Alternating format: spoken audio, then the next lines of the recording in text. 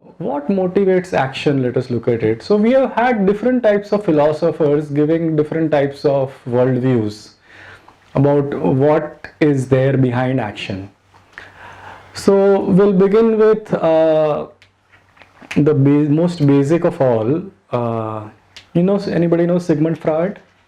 Yeah, some of you know Sigmund Freud. Okay, so Sigmund Freud comes from this space. He has a simple terminology. He calls it the pleasure principle.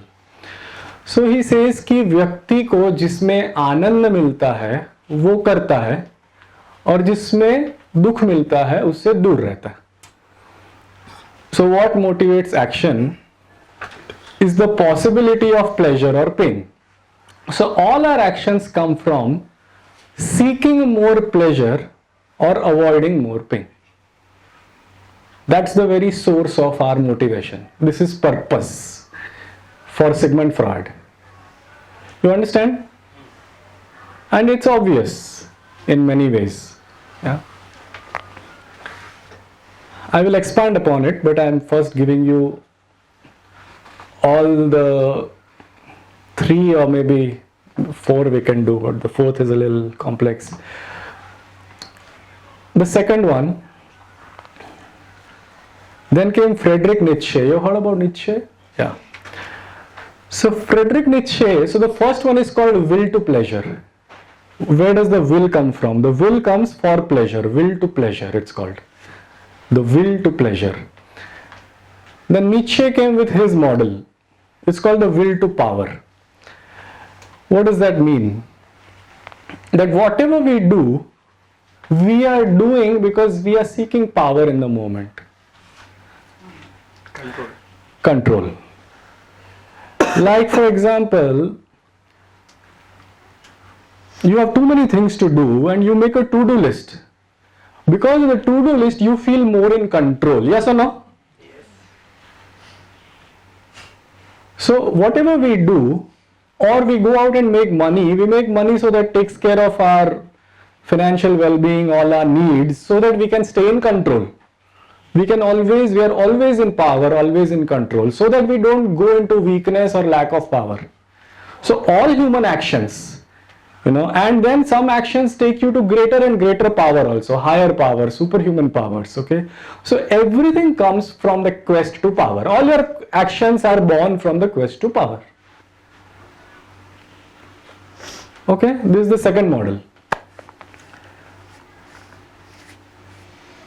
Third model, which I resonate a little more with,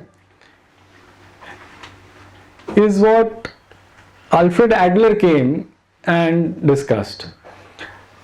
And even Viktor Frankl took it to the next level. It is the will to meaning.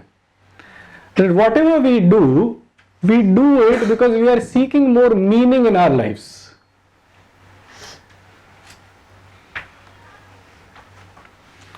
So if I am talking about this with you today, it is because I am seeking more meaning. My life gets meaning only when I share this with you.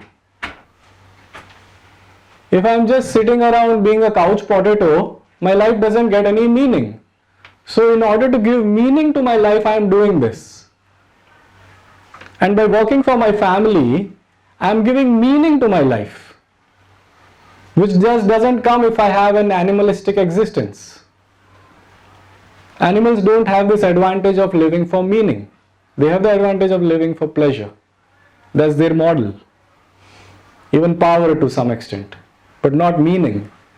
They don't have the faculty of meaning itself. Their nervous system is not built for it. So all human actions come from this desire for meaning.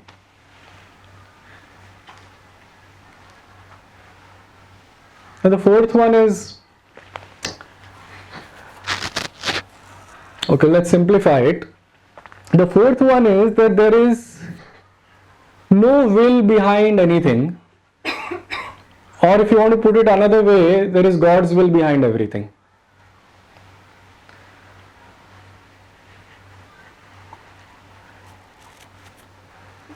Somebody asked a child, why do you think tigers are born. So the child said, so they can be put in the zoo and we can enjoy. What does that mean? What it means is that the child genuinely believes that the tiger is born so that it can be enjoyed in the zoo.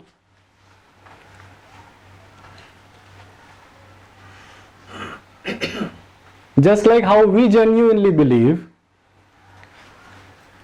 or I genuinely believe that I am speaking right now so that it adds meaning to my life. For all I know, there is no correlation. For all I know, I am just doing this because I am doing it. There is no larger meaning. There is no will behind it, or there is God's will behind it, or there is no meaning to it, whatever it is. Now this was Buddha's message behind his emptiness, the Shunyavad. So Gautam Buddha came and gave this model. It is also called nihilism.